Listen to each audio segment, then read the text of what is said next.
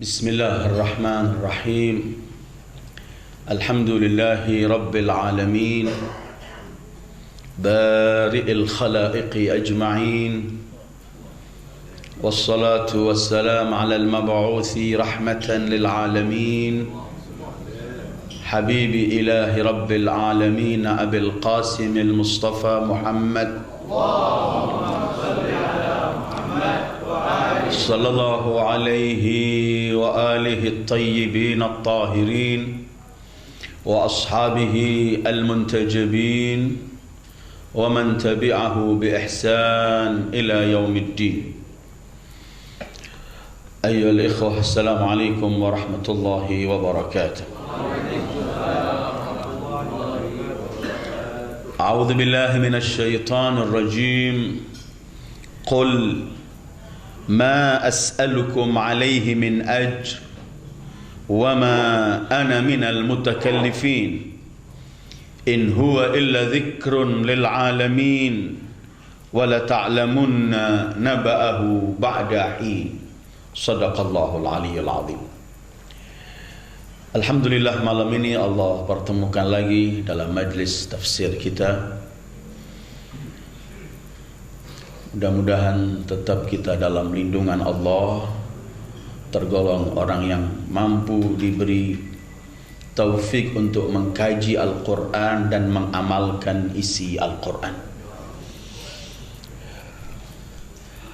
Nampaknya majlis tafsir kita bulan yang lalu kita adakan maulid, cuman karena kena banjir terjadi sesuatu sehingga libur.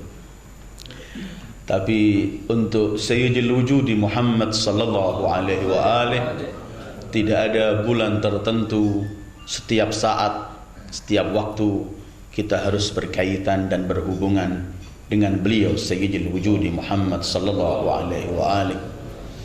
Baik di bulan dilahirkannya beliau, bulan Rabiul Awal, atau di bulan-bulan lainnya. Karena memang begitulah ketentuan Allah. Kalau kita meyakini hadisun nur, bahwa pertama yang Allah ciptakan dari ciptaannya adalah Nur Muhammad, maka darinya Allah ciptakan segala ciptaannya.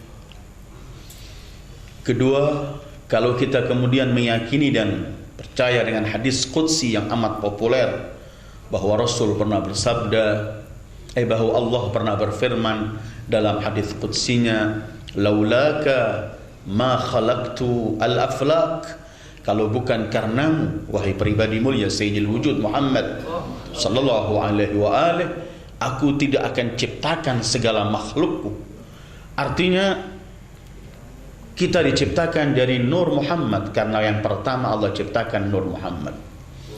Kedua, kita diciptakan karena ada Muhammad sallallahu alaihi wa alihi, karena kalau bukan ada Rasulullah, Allah enggak menciptakan semua makhluknya. Karena awal kita memiliki hubungan berkaitan dengan beliau, keberadaan kita karena beliau, adanya kita karena beliau, maka kehidupan kita, dalam seluruh aspek kehidupan kita, kita tidak bisa berpisah dengan beliau sallallahu alaihi wa alihi. Karena itu sering saya ungkapkan dalam beberapa pertemuan, sampai sholat pun, sholat itu sudah hubungan yang amat-amat pribadi antara seorang hamba dengan Allah, seorang makhluk dengan Khalik penciptanya, sangat pribadi.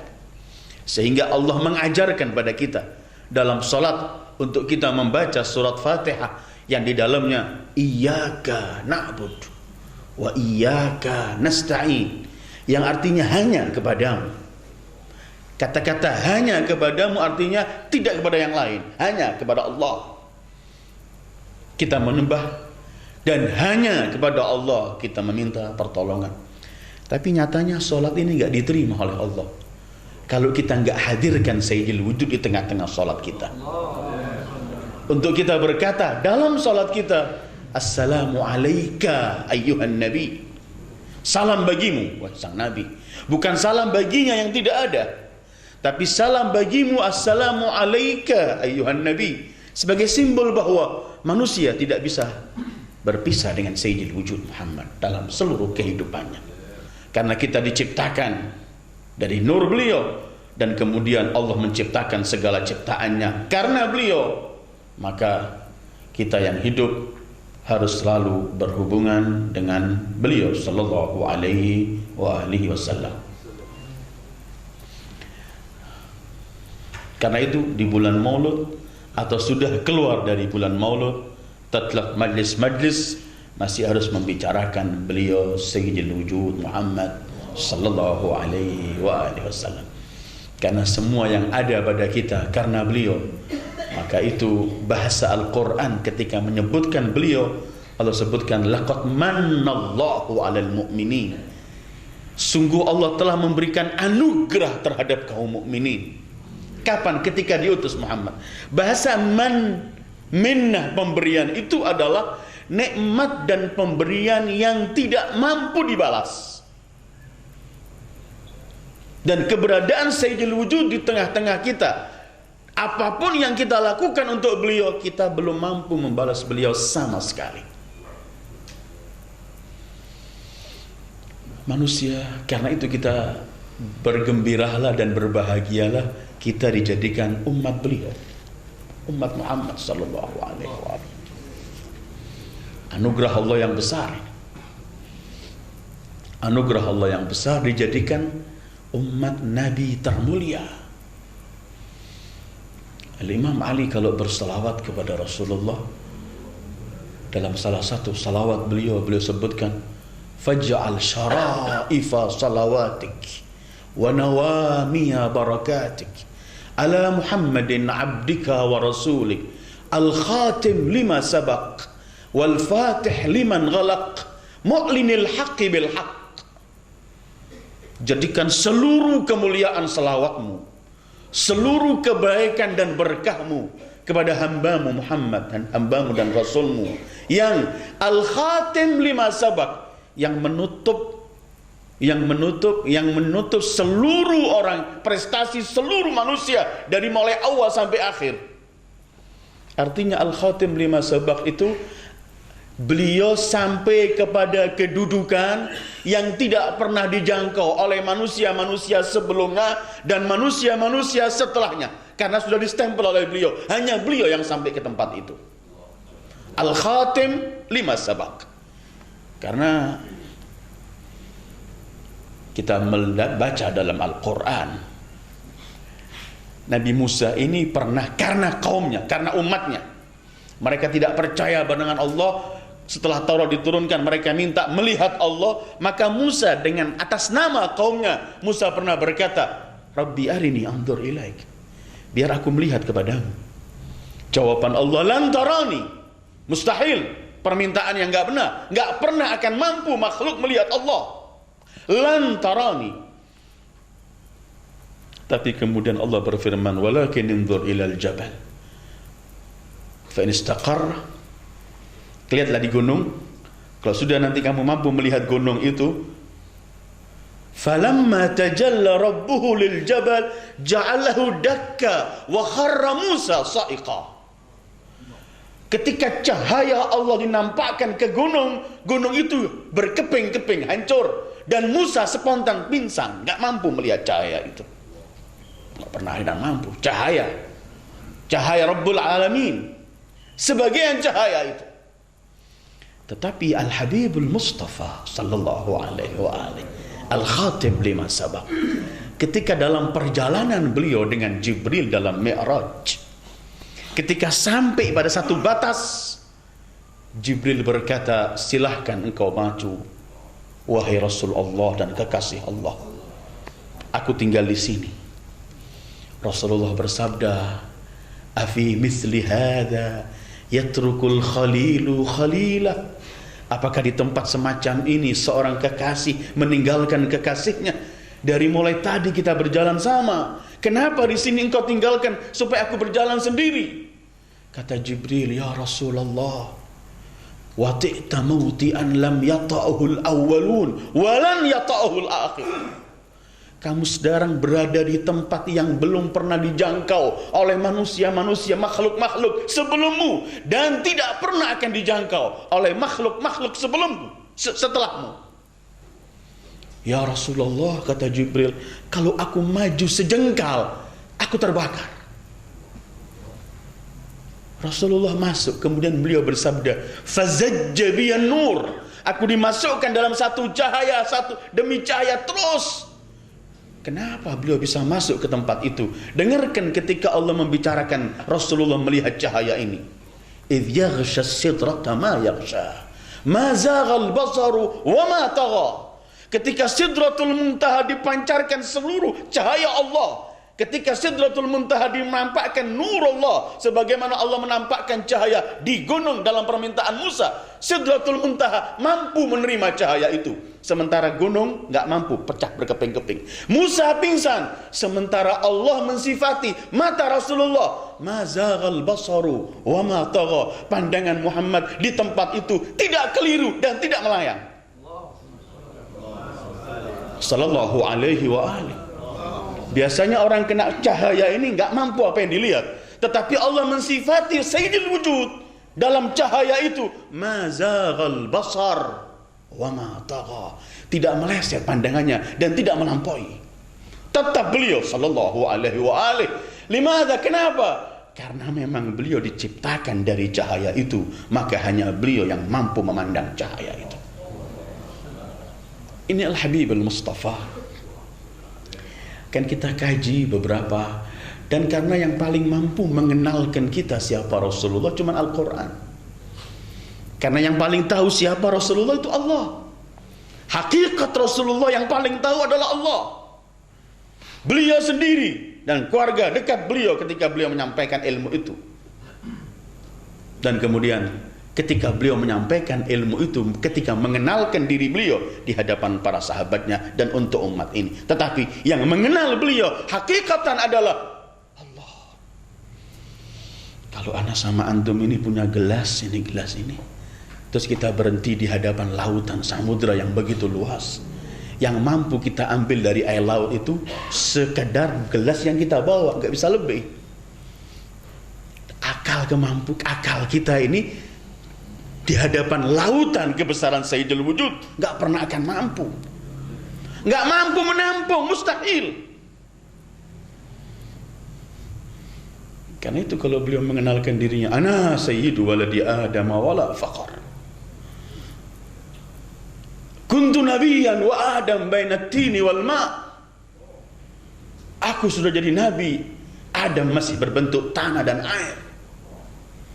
Ketika beliau mengenalkan aku selalu mengatakan beliau wala fakhar, seperti yang pernah kita kaji ketika kita mengkaji di majlis ini setahun yang lalu mungkin, mengenai julukan Rasulullah disebut Habibullah, atau kajian yang lain ketika beliau disebut hamba yang sebenarnya Al-Abdul Hakiki. Beliau yang selalu sepak terjangnya, ungkapannya selalu dalam bimbingan Allah, dalam kontrol wahyu Allah. Karena itu harus diyakini Rasulullah semenjak lahir sampai wafat tidak pernah melakukan kesalahan sekecil apapun, karena dalam kontrol wahyu. Dalam kontrol wahyu. Wa ma yantiqu 'anil hawa in huwa illa wahyun yuha. Sebelum jadi nabi sampai setelah jadi nabi tetap dalam kontrolan Allah Rabbul Izzah.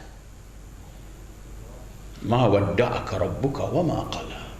Allah enggak pernah meninggalkan Rasulullah. Memang beliau manusia, tetapi bukan seperti manusia. Manusia tapi bicaranya wahyu. Manusia, Allah mensifati manusia, tapi matanya tadi itu mazaghal basar wa ma tagha, yang dilihat hakikat sesuatu. Manusia tapi hatinya ma kadzabal fuadu ma ra'a. Manusia tetapi akalnya sempurna. Jadi kalau Allah menceritakan dalam Al-Quran walladzi ba'atsa fil ummiyina rasula, Dia Allah yang mengutus di tengah-tengah bangsa Arab yang ummi. Artinya ummi, buta huruf, seorang Rasul. Kita jangan membayangkan buta huruf berkaitan dengan Rasulullah di tengah-tengah buta huruf, yaitu bangsa Arab. Artinya begini, Sayyidil Wujudi Muhammad dengan ilmu yang Allah berikan, kalau dihadapkan di hadapan manusia yang paling awal sampai akhir, semua mereka itu adalah ummiyin di hadapan Sayyidil Wujud. Berkaitan ilmu yang Allah sebutkan, wa 'allamaka ma lam takun ta'lam wa kana fadlullahi 'alaika 'azima. Allah membuka, menyampaikan kepadamu, memberikan kepadamu ilmu-ilmu yang tadi kamu tidak mengetahui, dan anugerah Allah termasuk berbentuk ilmu ini adalah azima. Apa artinya azim? Agung. Siapa yang mengatakan azim, yang maha agung, maka nggak mampu kita hitung seberapa agung ilmu Rasulullah. Yang maha agung saja yang mengetahui ilmu beliau. Ini Rasulullah dalam kehidupannya, sehingga beliau sampai pada puncak yang belum pernah makhluk memperolehnya. Ketika Allah mensifati wa innaka la'ala khuluqin azim, tidak ada seorang nabi pun mendapat pujian dari Allah seperti ini illa sayyidil wujud Muhammad. Kalau Allah tidak pernah bersumpah dengan kehidupan manusia siapapun kecuali bersumpah dengan kehidupan Rasulullah. Ketika Allah berfirman, la'amruka, demi kehidupanmu ya Muhammad, la'amruka innahum lafi sakratihim ya'mahun. Dan ini ayat-ayat Al-Quran yang menjelaskan pada kita posisi Al-Habibil Mustafa sallallahu alaihi wa alihi. Karena itu beliau kemudian disebut oleh Allah sebagai rahmat.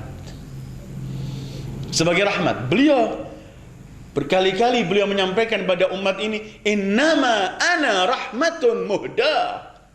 Bahasa Arab kalau didahulukan innama itu hanya. Seperti kalau innama bu'ithtu liutammima makarimal akhlak. Aku diutus hanya untuk mensempurnakan. Beliau mengatakan, innama ana, sesungguhnya aku ini hanyalah rahmat Allah yang dihadiahkan untuk kalian. Rahmat.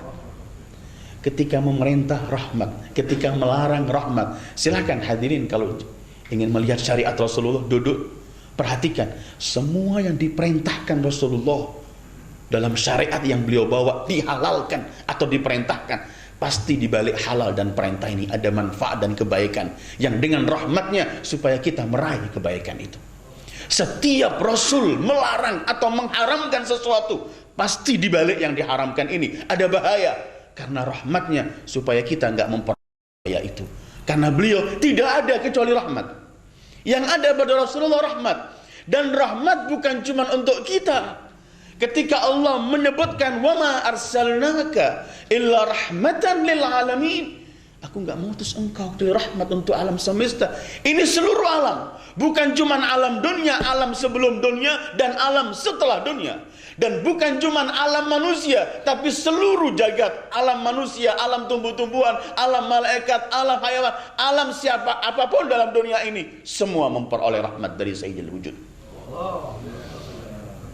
Jangan mungkin kita berkata, kan diutus terakhir, berarti rahmatnya cuma untuk umat ini. Ingat Rasulullah bersabda, aku sudah jadi nabi, Adam masih berbentuk tanah. Jadi ketika Adam diciptakan pun itu karena percikan rahmat yang Allah berikan karena Rasulullah sallallahu alaihi wasallam. Karena itu Allah kalau mensifati Rasulullah rahmat ini sangat banyak. Kalau kita pernah kaji ayat ini entah berapa tahun yang lalu, ketika kita kaji laqad ja'akum rasulun, akhirnya itu bil mu'minina raufun rahim. Terhadap kaum mukminin rauf rahim. Rauf rahim ini sifatnya Allah. Yang Allah nggak pernah berikan sifat dua kepada makhluknya kecuali untuk Sayyidul Wujud. Digandengkan. Rasulullah rauf, Rasulullah rahim. Karena itu ketika Allah mensifati para pengikut beliau sepanjang sejarah, dari mulai zaman beliau hidup dalam sahabat-sahabat beliau sampai siapapun pengikut beliau harus punya sifat rahmat. Kalau enggak bukan pengikut Rasulullah. Karena Allah mensifati pengikut beliau Muhammadun Rasulullah. Walladzina ma'ahu asyidda'u 'alal kuffar ruhama'u bainahum. Muhammad adalah utusan Allah yang bersama beliau, pengikut beliau, kaum mukminin sepanjang kehidupan ini. Keras tegas terhadap musuh-musuh Allah, tetapi saling kasih sayang di antara mereka. Kenapa Rasulullah menjadi orang yang paling rahmat? Karena Rasulullah orang yang paling dekat kepada Allah, dan Rasulullah sebagai simbol dan pemikul rahmat Allah. Kita pun selagi kita lebih dekat pada Rasulullah, lebih kita memiliki rahmat. Sebagaimana semalam saya sampaikan di Yayasan Fatimah, sebagaimana cahaya, orang yang lebih dekat pada Rasulullah nanti cahayanya terang benderang di akhirat, karena sumber cahayanya beliau. Akhirat gelap gulita, nggak ada matahari, nggak ada lampu, nggak ada semua penerangan, gelap gulita akhirat. Lampu akhirat kita bawa dari sini, masing-masing silahkan bawa dari sini. Dari mana lampu itu? Dekati Sayyidil Wujud, sumber cahaya ini. Laqad ja'akum nurun wa kitabun mubin. Karena itu nanti di hari kiamat, sebagaimana Al-Quran menceritakan, surat Hadid semalam saya sebutkan, yauma taral mu'minina wal mu'minat yas'a nuruhum baina aydihim wa bi aymanihim busyrakumul yawma jannatin tajri ila akhirih. Nanti kata Allah firman ini Al-Hadid ayat 12 kalau saya ingat. Nanti di hari kiamat kamu melihat kaum mukminin dan mukminat, pengikut pencinta Rasulullah, pengikut Rasulullah dari kaum mukminin lelaki maupun perempuan, mereka ketika dibangkitkan cahaya mengelilingi mereka dari samping kanan, samping kiri, dari depan, dari belakang, dikelilingi cahaya. Yas'a nuruhum. Dari mana cahaya ini? Karena mereka beriman. Beriman dengan siapa? Dengan Sayyidil Wujud sallallahu alaihi wasallam. Dari sini cahayanya. Ayat berikutnya persis di Al-Hadid 13. Lihat kaum munafikin. Orang munafikin yang enggak percaya Rasulullah. Karena Allah melihat kita, hati kita. Kita teriak cinta Rasulullah, kalau hati kita jelek percuma. Bukankah Allah cerita dalam surat Munafikin bahwa kaum munafikin datang, nashhadu innaka la Rasulullah, kami bersaksi ya Rasulullah, kamu adalah Rasul Allah. Allah berfirman, wallahu ya'lamu innaka la rasuluh. Allah Maha mengetahui kalau beliau Rasulullah adalah rasulnya. Wallahu yashhadu innal munafiqina lakadzibun. Tapi Allah bersaksi kaum munafikin bohong, padahal ungkapannya benar. Kami, kata mereka, bersaksi kamu adalah Rasulullah. Tapi Allah mengakhiri, Allah bersaksi kalau mereka itu bohong. Kan urusannya hati. Orang mukmin hidup dengan cahaya, karena di sini hidup mengambil cahaya Rasulullah. Sana nggak ada cahaya, gelap gulita akhirat. Lihat ayat berikutnya surat Al-Hadid 13, bagaimana kaum munafikin. Yauma yaqumul munafiquna yauma yaqulul munafiquna wal munafiqat lilladzina amanu unzuruna naqtabis min nurikum qila irji'u wara'akum faltamisu nura. Ketika dibangkitkan orang-orang munafikin, lelaki maupun wanita, mereka berkata kepada orang-orang yang beriman, yang punya cahaya tadi, tolong berikan sedikit percikan cahaya kalian, tolong berikan, karena mereka nggak punya cahaya. Yang punya cahaya cuman ini. Naktabis min nurikum, kami berikan sedikit dari cahaya kalian. Apa jawaban Allah? Qila irji'u wara'akum faltamisu nura. Mau cahaya, kembalilah ke dunia dan cari cahaya di sana. Di akhirat enggak ada cahaya, cahayanya di sini. Dari mana cahaya? Sayyidil Wujud. Yang lebih dekat kepada Sayyidil Wujud lebih akan memiliki rahmat. Yang lebih dekat kepada Sayyidil Wujud akan lebih banyak memiliki cahaya di dunia sampai akhirat. Dan kadang kita melihat orang ketika wafat mukanya berseri-seri bercahaya, ada nur yang dia kumpulkan. Seperti kita lihat pohon-pohon ini. Pernah kita ceritakan dalam ayat ini, masalah dalam majelis tafsir ini, ketika kita membicarakan baqiyatus salihat. Pohon ini seberapa banyak dia menyerap sinar matahari, di situ nanti apinya akan lebih banyak. Begitu juga kita, seberapa banyak kita mengambil sinar Rasulullah, cahaya Rasulullah, dalam arti mengikutinya, mencintainya, mengidolakannya, meletakkan beliau di atas segalanya, nanti cahaya kita akan banyak di sana. Kita bisa mengukur diri kita, dan yang paling tahu diri kita sendiri, di mana kita letakkan Rasulullah di hati kita, supaya cahaya kita tambah dekat, kita tambah terang cahaya kita. Ada manusia yang paling dekat sama Rasulullah, disebut sepenggal dari beliau, disebut hati beliau, disebut jiwa beliau dalam buku-buku yang ada, dalam buku-buku hadis. Kemarahan beliau ada kemarahan Allah. Putri beliau Fatimah Az-Zahra. Bukankah dalam riwayat yang ada di buku-buku kaum muslimin apapun mazhabnya, ada riwayat yang menyebutkan nanti di hari kiamat ketika penghuni mahsyar semua kumpul, nada munadin ya ahlal jama', fi riwayat ya ahlal hasyar ghuddu absarakum fa inna Fatimah binta Muhammad tajuzu sirat. Hai penghuni mahsyar, pejamkan mata kalian karena Fatimah putri Muhammad akan melewati sirat. Ya Allah, kenapa ada perintah lagi di akhirat? Kan perintah itu di dunia, laksanakan, jangan laksanakan. Akhirat tempatnya pahala atau sanksi. Tapi kenapa ada pelarangan? Pejam, perintah, pejamkan. Karena saat itu beliau akan tampil dengan nur yang sebenarnya, dengan cahaya Muhammad yang sebenarnya, dan tidak pernah orang mampu menatap cahaya itu walaupun sudah di akhirat. Dari mana cahaya itu? Kedekatan beliau pada Rasulullah. Bukan hanya sekedar kedekatan beliau sebagai seorang putri beliau Rasulullah, tapi kedekatan bagaimana beliau melihat ayahnya sebagai utusan Allah, kemudian beliau hidup seluruh kehidupannya hanya mengiyakan apa yang dibawa oleh Sayyidil Wujud, ayahnya sallallahu alaihi wasallam. Rasul kemudian dibimbing oleh Allah. Rasul pernah bersabda begini, adabani rabbi fa ahsana ta'dibi. Aku dibimbing oleh Allah Tuhanku, dan sebaik didikan, sebaik bimbingan yaitu yang diberikan Allah. Adabani rabbi fa ahsana ta'dibi. Karena itu kemudian kita akan melihat dalam ayat-ayat Al-Quran banyak bimbingan-bimbingan Allah terhadap Rasulullah yang kadang-kadang disalah pengertian oleh beberapa manusia, umat. Kadang-kadang orang menganggap kalau Rasulullah diperintahkan lakukan begini atau jangan lakukan begini, orang menganggap Rasulullah pernah melanggar sehingga ditegur. Contoh, Rasulullah pernah ditanya kemudian nggak akan mengatakan besok saya jawab tanpa mengucapkan insya Allah, turun teguran. Kamu jangan berkata besok melakukan sesuatu sebelum kamu mengatakan insya Allah. Wala taqulanna li syai'in inni fa'ilun dzalika ghadan illa an yasha Allah. Kata-kata Al-Quran ketika mengatakan kamu wahai pribadi mulia Sayyidil Wujud Muhammad, jangan kamu mengatakan besok aku melakukan sesuatu kecuali kamu berkata insya Allah, sekehendak Allah.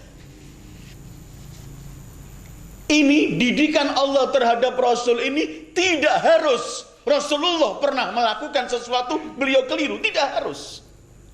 Artinya tidak harus beliau pernah janji besok tanpa insya Allah baru turun ayat, tidak. Karena ini bimbingan, Rasulullah belum melakukan, tapi ini bimbingan dari Allah. Seperti kalau saya berkata atau Anda berkata pada anak Anda, anakku jangan merokok, merokok itu bahaya, jangan makan ini. Bukan berarti anak Anda sudah merokok, tapi murni kecintaan seorang ayah kepada anaknya menasehati hal ini. Begitu juga Sayyidul Wujud, teguran Allah, perintah Allah, bukan berarti Allah melihat kekasihnya melakukan kesalahan. Kalau enggak gitu coba lihat surat Ahzab ketika Allah berfirman, Bismillahirrahmanirrahim, awal surat Ahzab, ya ayyuhan nabi taqillah wala tuti'il kafirin wal munafiqin. Wahai seorang nabi, bertakwalah kepada Allah, jangan taati orang kafir dan jangan taati orang munafik. Apakah kita berkata perintah Allah ini karena Rasulullah pernah enggak bertakwa, karena Rasulullah pernah mentaati orang kafir atau munafik? Bukan, tapi murni bimbingan Allah dalam sabda beliau, adabani rabbi fa ahsana ta'dibi. Aku dibimbing oleh Allah, dan sebaik-baik bimbingan adalah bimbingan Allah, didikan Allah. Karena itu kita menemukan khudil afwa wa'mur bil 'urf wa'rid 'anil jahilin. Atau kita menemukan, hai pribadi mulia, wasbir nafsaka ma'alladzina yad'una rabbahum bil ghadati wal 'ashi yuriduna wajha. Sabarkan kamu duduk dengan mereka orang-orang miskin yang suka berzikir kepada Allah di pagi maupun sore. Bukan berarti Rasulullah pernah enggak sabar, bukan. Ada kesalahpahaman kadang-kadang, sehingga kita harus karang-karang riwayat, mencocok-cocokkan dengan itu. Kalau ada teguran berarti Rasulullah pernah keliru. Tidak. Rasulullah dalam bimbingan Allah dalam semuanya, sehingga semua perilaku beliau adalah bimbingan yang paling benar. Karena itu beliau telah dibimbing oleh Allah, baru keluarlah pujian Allah terhadapnya, wa innaka la'ala khuluqin azim, berdasarkan bimbingan demi bimbingan yang diberikan oleh Allah, didikan demi didikan, maka beliau mendapatkan satu pujian, wa innaka la'ala khuluqin azim. Setelah beliau dalam didikan Allah semacam ini, dalam pujian yang dahsyat semacam itu, baru kemudian Allah melihat beliau manusia tersempurna, baru Allah pilih dia sebagai suri tauladan untuk manusia. Laqad kana lakum fi Rasulillahi uswatun hasanah. Nabi di zaman belum jadi nabi, semua bangsa Arab memanggil beliau as-sadiqul amin. Sadiqul amin. Artinya apa? Kehidupan beliau terbuka mulai kecil. Tidak pernah ketika beliau berdakwah orang berkata, dulu kamu juga melanggar, dulu kamu juga melakukan. Tidak ada, dijaga oleh Allah. Kalau kita baca Al-Quran, ketika Allah menceritakan Nabi Saleh. Nabi Saleh ketika mulai berdakwah, mengajak bangsanya untuk meninggalkan menyembah berhala, antara lain teriakan mereka begini, ya Salihu, laqad kunta fina marjuan qabla hadha. Saleh, kamu itu dulu orang yang terpandang, yang kami harapkan. Sekarang kenapa mengajak Tuhan yang satu? Kata-kata dulu marjuan, yang kami harapkan, yang terpandang. Artinya apa? Kehidupan Nabi Saleh mulai kecil dijaga oleh Allah, sehingga bangsanya tidak pernah melihat dia melakukan kesalahan apapun. Dan begitulah Sayyidil Wujudi Muhammad sallallahu alaihi wa alihi. Sehingga kita tidak boleh menerima apapun berkaitan dengan Rasulullah melakukan kesalahan, cuman berdalih Rasulullah kan manusia. Kemudian satu ayat kita ambil, innama ana basyarun mislukum yuha ilai. Katakanlah aku hanya seorang rasul, manusia seperti kalian. Bedanya aku dapat wahyu. Iya, beliau manusia, bukan malaikat, bukan jin, tetapi manusia yang dapat bimbingan langsung dari Allah. Manusia yang enggak berbicara kecuali wahyu. Manusia yang akalnya disebut oleh Allah, ma dhalla sahibukum wa ma ghawa. Manusia disebut oleh Allah hatinya, ma kadzabal fuadu ma ra'a. Manusia disebut oleh Allah matanya, ma zaghal basaru wa ma tagha. Manusia tapi budi pekertinya yang disebut oleh Allah, wa innaka la'ala khuluqin azim. Dan lebih dari semua itu, manusia tapi setiap saat Allah berselawat kepadanya. Adakah Allah berselawat kepada makhluknya, kemudian orang itu bisa melakukan kesalahan? Innallaha wa malaikatahu yusallun. Apa artinya yusallun? Dengan fi'il mudhari', senantiasa tanpa henti-hentinya terus berselawat. Yang Allah dan malaikatnya berselawat kepadanya. Apakah iya manusia ini pernah dan mampu melakukan kesalahan? Tidak.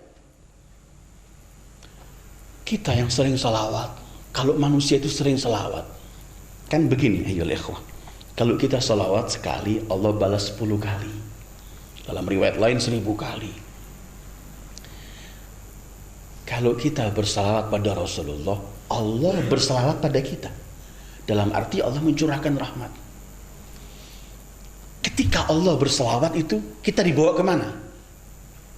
Bukan yang disalawati Rasulullah, apalagi kita ketika berselawat kepada Rasulullah, karena Allah mencintai kekasihnya ini, ketika kita berselawat kepadanya, Allah berselawat pada kita. Baca surat Al-Ahzab, di balik salawat itu apa? Huwallazi yusalli alaikum wa malaikatuhu liyukhrijakum minadh-dhulumati ilan nur. Allah dan para malaikat ketika berselawat kepada manusia, kepada kalian. Apa di balik salawat ini? Untuk mementaskan kalian dari kegelapan menuju cahaya. Apalagi kalau beliau yang kita mendapat salawat karenanya, pasti beliau dalam cahaya, tidak pernah melakukan kesalahan sama sekali. Sebenarnya malam ini yang saya pilih salah satu bimbingan didikan Allah kepada kekasihnya berkaitan ketika beliau berdakwah. Karena ini penting. Dan banyak sekali ya. Banyak sekali. Karena Al-Quran penuh. Karena itu kadang-kadang saya heran kalau ada orang kemudian menentang atau, tapi kita nggak boleh memusuhi orang lain. Masing-masing punya pendapat. Cuman kadang-kadang kita heran orang kalau menganggap kita mengadakan acara-acara untuk Rasulullah dianggap hal-hal yang keliru. Sementara Al-Quran di tengah-tengah kaum muslimin ini, Allah selalu mengabadikan segala sesuatu berkaitan Rasulullah. Beliau hijrah diabadikan, beliau perang diabadikan, beliau di rumah tangganya diabadikan. Semua berkaitan di Rasulullah ada. Semua gerak-gerik beliau ada. Kemudian kenapa kita harus memperingati mauludnya, mi'rajnya, segala macam hijrahnya? Karena Allah memperingati segala sesuatu berkaitan sama Rasulullah diabadikan. Kalau diabadikan di Quran dalam arti harus kita ingat. Allah menyinggung kelahirannya Yahya dalam Al-Quran. Menyinggung kelahiran Isa dengan rinci dalam Al-Quran.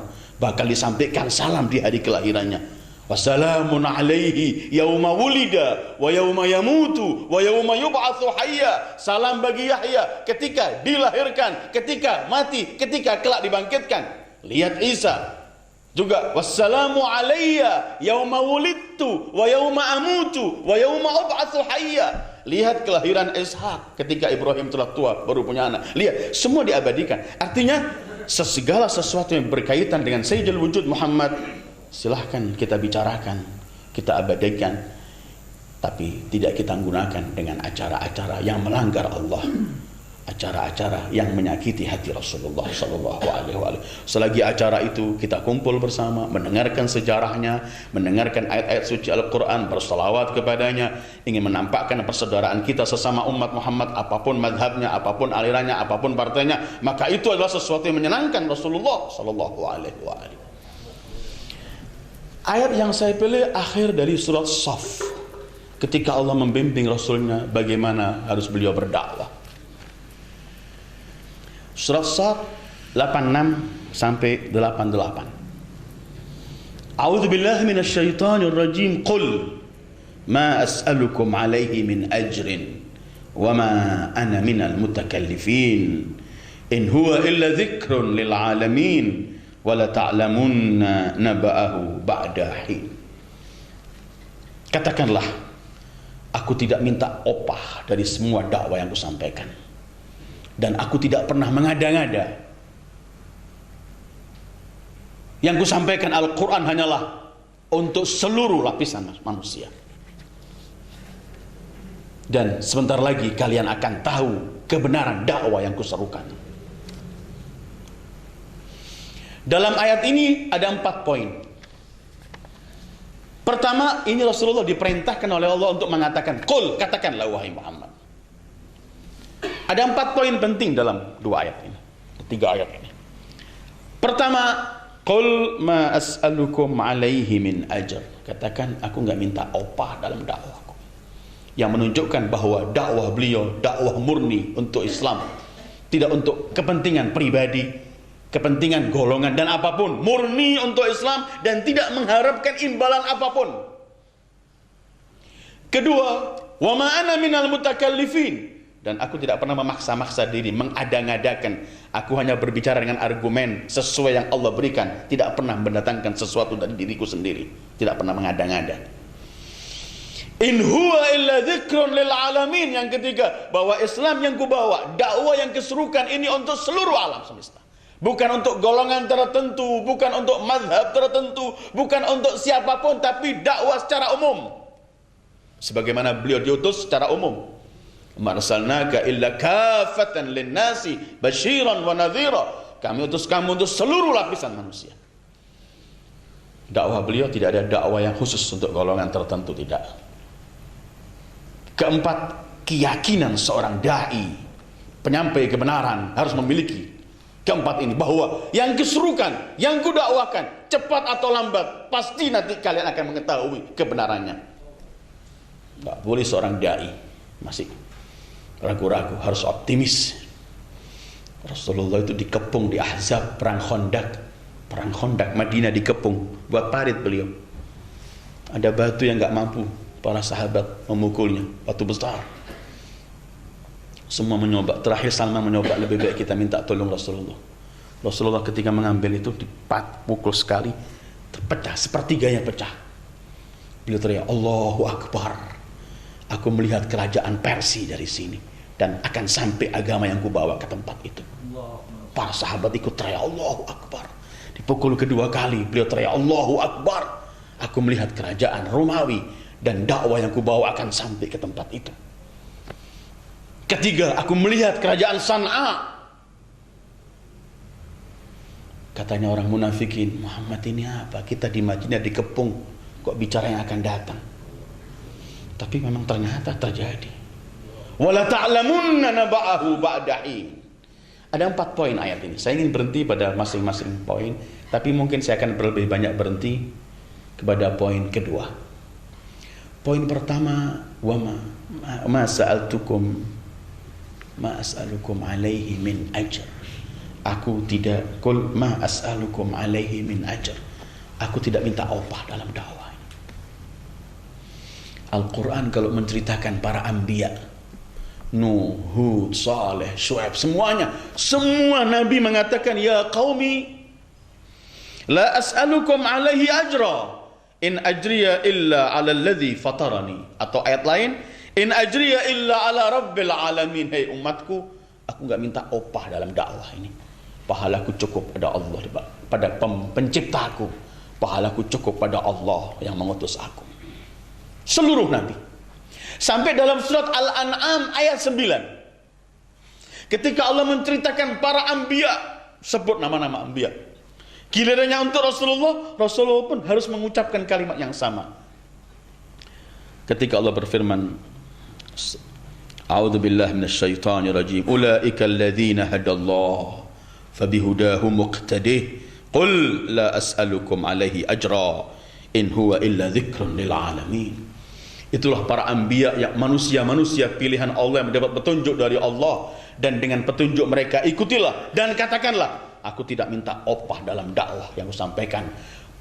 Karena itu khusus, karena aku tidak minta upah dalam dakwah itu. Kan dakwah ini adalah aku serukan untuk seluruh manusia tanpa minta pungutan dakwah. Dakwah sifatnya bukan dijual belikan. Dakwah menyampaikan ketentuan ilmu Allah, bukan mengajak umat untuk kepada dirinya sendiri, golongannya, tapi kepada Islam dan kebenaran itu sendiri. Tidak boleh dakwah digiring umat untuk pergi kepada kelompoknya, pergi pada dirinya, tapi dibawa umat pergi pada Rasulullah, pada Islam. Kepentingan-kepentingan pribadi tidak boleh masuk dalam dakwah, karena kita akan zigzag ketika dakwah. Rasulullah ini sallallahu alaihi wasallam, beliau pernah punya anak laki namanya Ibrahim, dari istri beliau yang Maria Al-Qibtiyah. Tapi Ibrahim itu ketika kecil meninggal, sallallahu alaihi wasallam, dan beliau menangis ketika meninggal putranya. Innal qalba la yahzan wa innal aina la tadma bi firaqika ya Ibrahim la mahzunun, kata beliau. Hati ini sedih, mata bercucuran air mata, dan kami sedih atas berpisah denganmu wahai Ibrahim. Begitu Rasulullah. Subhanallah, ketika Ibrahim wafat, persis gerhana matahari. Gerhana matahari. Orang-orang berkata, oh, matahari pun berkabung kalau Rasulullah mati putranya. Dan mungkin itu terjadi, mungkin. Mulai desas-desus, wah alangkah besarnya Rasulullah, putranya wafat, berkabung, matahari berkabung, ikut gerhana. Ini isu sebenarnya kalau untuk Rasulullah menguntungkan, kalau untuk menguntungkan di dalam maupun di luar. Untuk di dalam supaya mereka orang-orang yang sudah percaya sama beliau lebih yakin dan lebih kuat kepercayaannya. Untuk di luar, mulai mereka juga mikir, kalau matahari pun alam mengikuti membela Rasulullah, kita bagaimana nanti? Tetapi karena ini keliru walaupun menguntungkan, karena beliau dakwah bukan mengajak kepada pribadi, beliau memberikan penjelasan sebenarnya. Beliau kemudian kumpulkan orang di masjid, kemudian beliau bersabda sallallahu alaihi wa alihi, ayyuhan nas Inna syamsa wal qamara ayatan min ayatillah. Hai manusia, matahari, bulan, tanda-tanda di kebesaran Allah. La tankashifu li mauti ahadin aw li hayati ahad.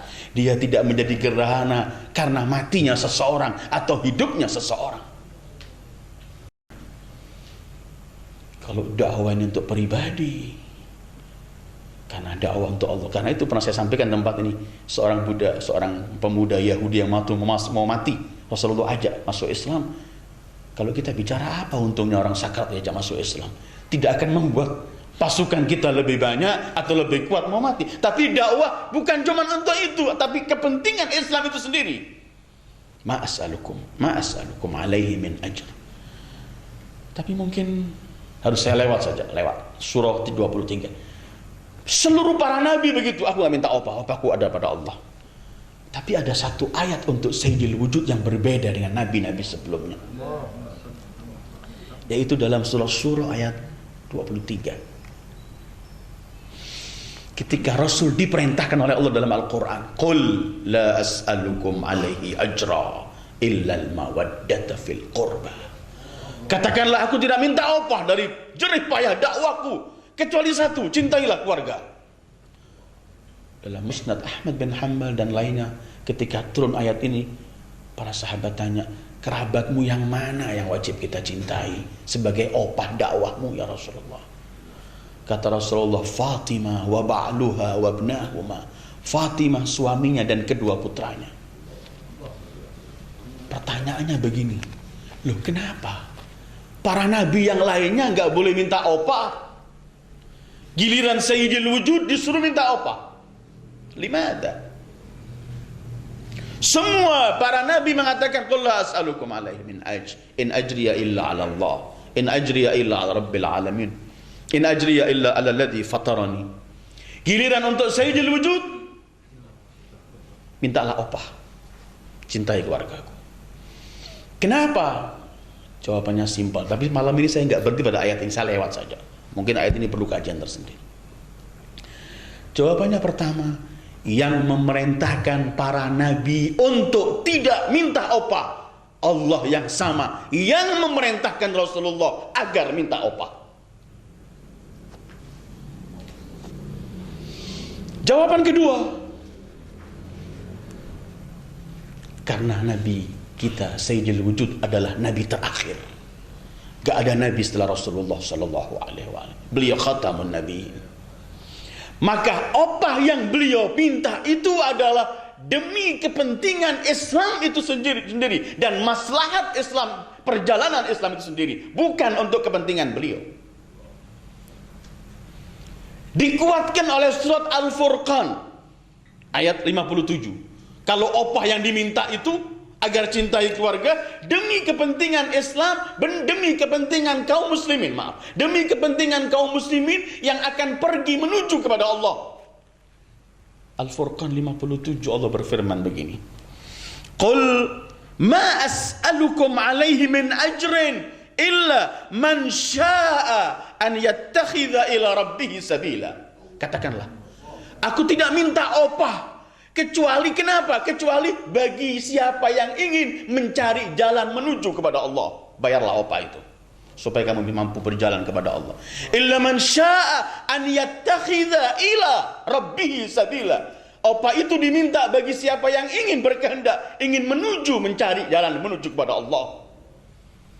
Maka opah itu diberikan, diminta supaya kita ketika berjalan menuju kepada Allah sampai kepada Allah.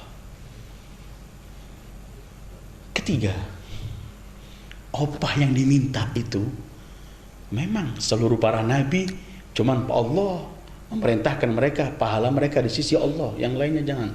Rasulullah pun begitu. Rasulullah, kalau para nabi cuma minta opah dari Allah, masa Rasulullah tidak minta opah dari Allah? Pasti.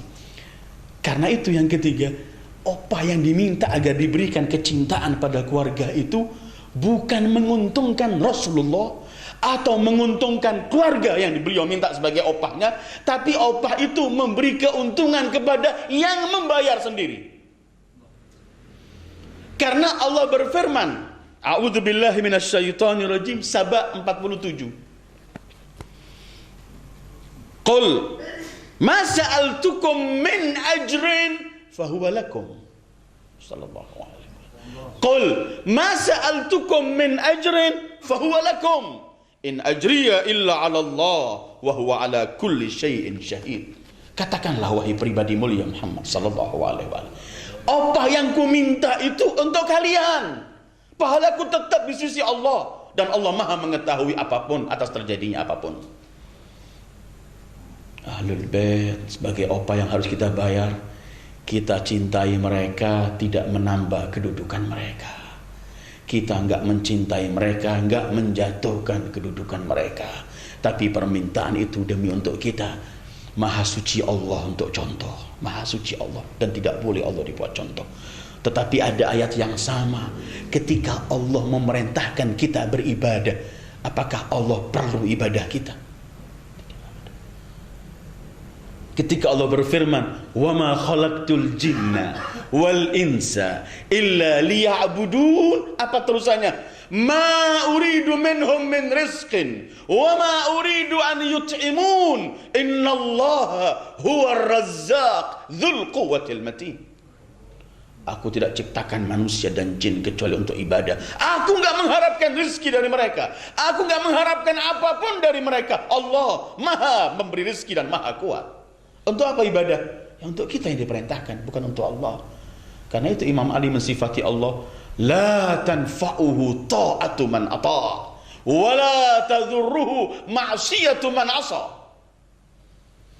Allah tidak pernah mendapat keuntungan dari taatnya orang yang taat, dan tidak mendapatkan kerugian dari maksiatnya orang yang maksiat. Siapa yang taat, maka bagi dia keuntungannya. Siapa yang maksiat, bagi dia kerugiannya.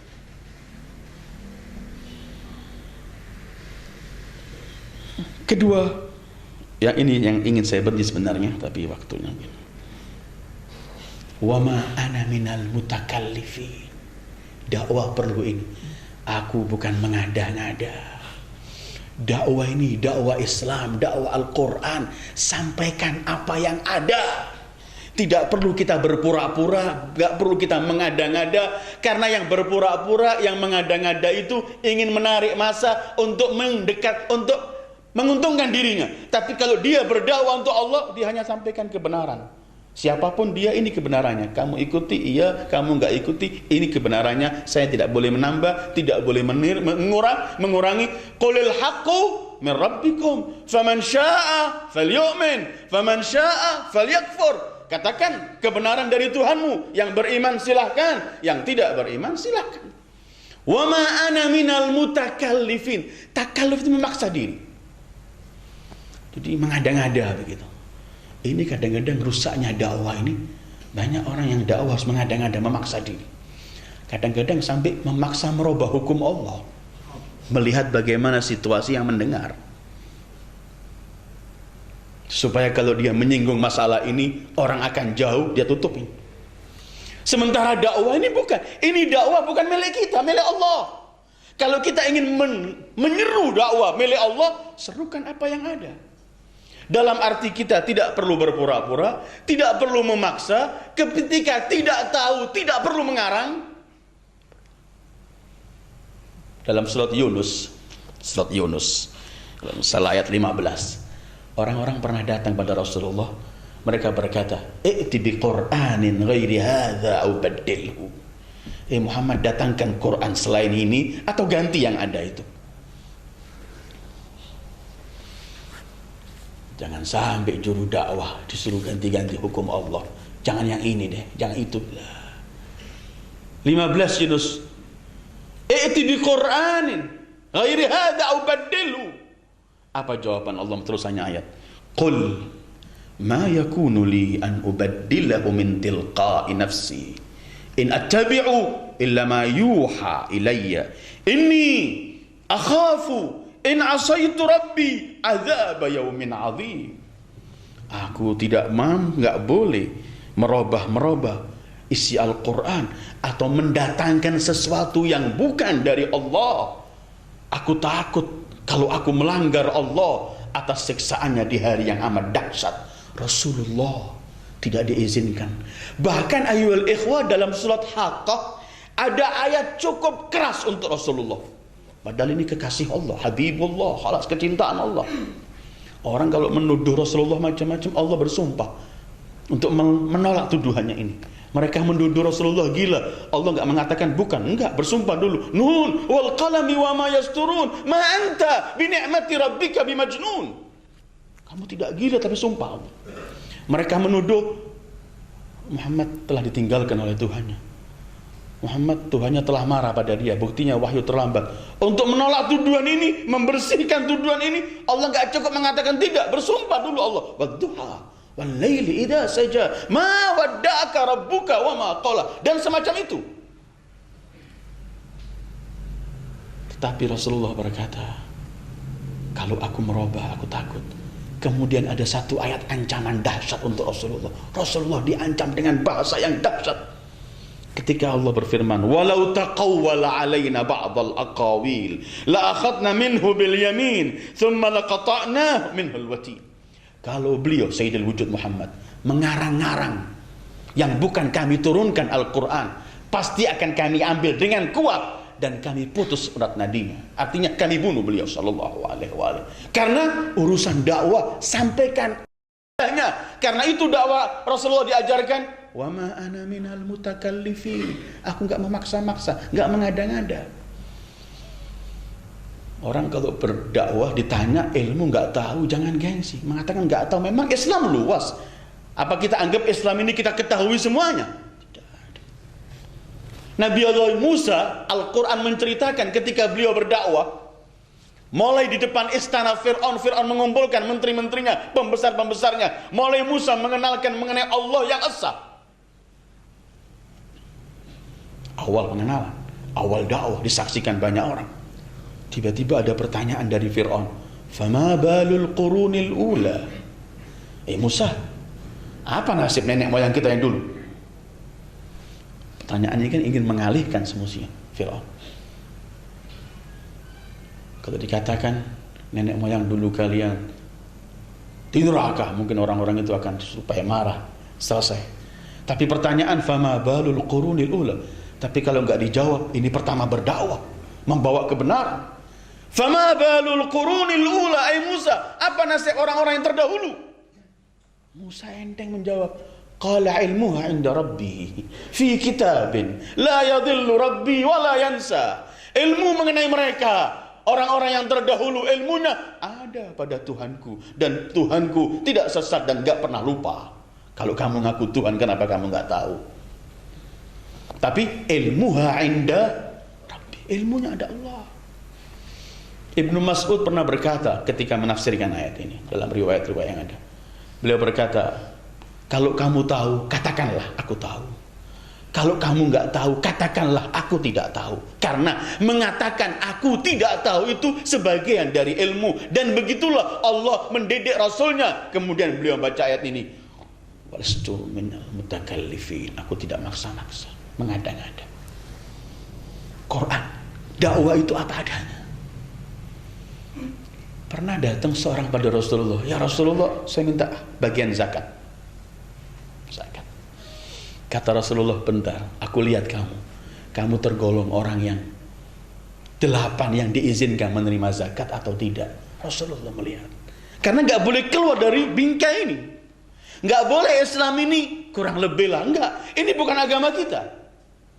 Apalagi kadang-kadang kita ngawur mengatakan memang ini nggak cocok untuk zaman ini. Emangnya Allah nggak tahu zaman kita sekarang ini apa?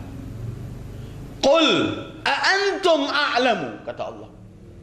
Apakah kalian lebih mengetahui? Bahkan dalam surat Hujurat Allah dengan keras mengatakan, atu'allimunallaha bidinikum wallahu ya'lamu ma fis samawati wa ma fil ard. Apakah kalian mengajari Allah mengenai keagama kalian? Agama apa adanya. Orang mau menerima atau tidak, nggak boleh kita. Memang cara berdakwah bermacam-macam cara, tapi hak tidak pernah bisa ditawar. Hak itu tetap hak. Jadi ketika Rasulullah Shallallahu Alaihi Wasallam diajarkan, begitu juga kalau kita melihat sifat Rasulullah dalam surat Al-Ahzab, pernah kita kaji mungkin. Ketika Allah mensifati bahwa Rasulullah itu basyiran wa nadhiran wa da'iyan ilallahi biiznihi. Beliau sebagai penyeru kepada Allah, tapi murni dengan seizin Allah. Nggak boleh melangkah apapun kecuali dengan ketentuan Allah. Wal ma as'alukum alaihi min ajr wa ma ana minal mutakallifin. Karena itu kata Al-Imam Ali Zainal Abidin, kamu nggak bisa berkata sekehendakmu. Karena Allah berfirman, wala taqfu ma laysa laka bihi ilm. Inna sam'a wal basara wal fu'ad kullu ulaika kana anhu mas'ula. Kamu enggak bisa berbicara sekehendakmu, karena semua pandangan mata, telinga, dan semua yang ada padamu itu kelak diminta oleh Allah pertanggungjawabannya. Ayyul ikhwah, dalam beberapa riwayat saya ingin lewat sebelum saya akhiri. Yang jelas alinea kedua tadi itu adalah seorang Rasul dibimbing oleh Allah, kalau berdakwah sampaikan apa adanya, jangan memaksa. Kalau saya mau tarik ayat ini pada perilaku kita, kalau kita nggak berdakwah, memaksa diri itu selalu pangkal kehancuran kita. Sering yang terjadi dalam kehidupan kita, kita ini mendapat bermacam-macam masalah karena kita memaksa diri. Memaksa diri. Contoh, orang kerja dalam satu kantor, gajinya sama-sama 6 juta, tapi dia cuma punya istri 1 anak, yang satu lagi punya istri, punya orang tua, punya anak, punya ini, sehingga gajinya habis. Yang gajinya cuma mempunyai 1-2 anak, sepatunya yang mahal, bajunya yang mahal. Ini memaksa diri supaya sama seperti ini. Dalam pemaksaan diri dia mengikuti ini, sementara dia nggak memiliki, nggak mampu, maka akan membawa bencana bagi dia ini. Contoh yang simpel. Dan sebanyak itu dalam dunia kita ini, pangkal kehancuran sering dalam pemaksaan. Orang memaksa yang dia nggak mampu.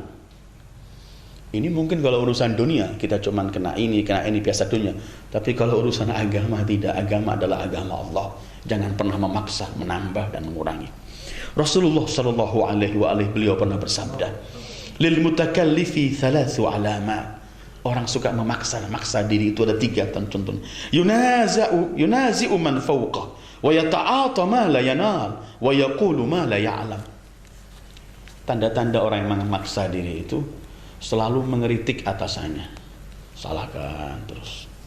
Kedua, selalu ingin memakai sesuatu yang dia nggak mampu memiliki. Ketiga, selalu berbicara yang dia tidak tahu. Memaksa diri daripada tampil keliru, ikut bicara saja.